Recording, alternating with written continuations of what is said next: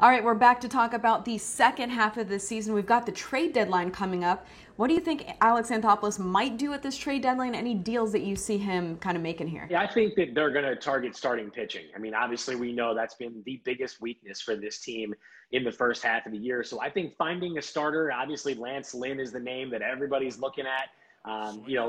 He'd be a great addition, and he's under team control for next year as well. A couple other names to keep an eye on. Mike Minor, former Braves draft pick from 2009, if I'm not mistaken, spent a few years here to start his career. Had 200 strikeouts last season with Texas. That's a team I think is going to go into sell mode here in the next couple of days. Marco Gonzalez from the Seattle Mariners, another veteran left-hander. I think he could be a good fit here as well. But I'll say this, for as much as we hear all these names, and it's the same names over and over, the one thing I've learned about being around Alex the last few years is it's always that guy that no one's talking about that he pulls the deal off for. So while we could throw 100 names out there, it'll be 101 will be the guy they go out and get, and none of us will see it coming. They like to operate very quietly, under the radar. I think they get at least one starter.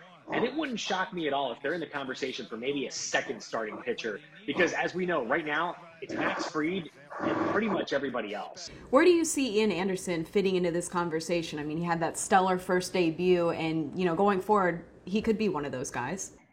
Yeah, he could. I talked to some scouts the other night. I said, tell me everything I need to know about Ian Anderson. And the one thing that stood out most to me, Kelly, is they said, we know how good Mike Soroka and Max Fried are.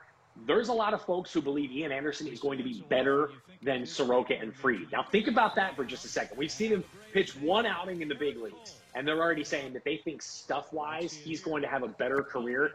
He's a top-of-the-rotation guy. He's an ace down the road. Now, where does he fit in right now? I'd like to see what he can do in his second go-round. Once some film gets out on these guys, we've seen it. Hitters will make adjustments, and it'll be on him to continue to make adjustments as well. But with that fastball and with that changeup, I mean, he looked really, really good.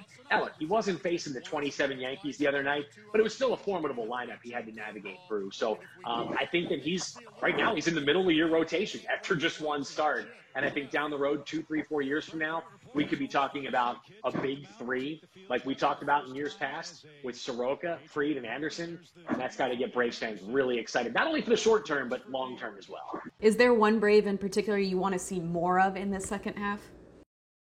Well, I'd like to see more of Ian Anderson. I really would. And I'd like to see more of Christian Pache, to be honest with you. I don't know where Pache fits right now because they're full in the outfield. So it would probably take a move happening. And, if they were able to pull off a deal where they were able to trade Ender Inciarte, which I don't think that's going to be possible, the fact that he's owed $8.5 million next year. I'd like to see more of the youngsters. I'd like to see more from Anderson and Pache in the second half. I think Christian could serve a role that Billy Hamilton served for the Braves last year. Late inning defense, a pinch runner, can steal a base for you late, maybe help you steal a game. But I want to see more of those two youngsters for sure. All right, it's hard to believe we're at that halfway point of the season, but this is definitely a sprint and not a marathon this season. Thanks, Kevin, so much for your time. Back to you guys in the studio.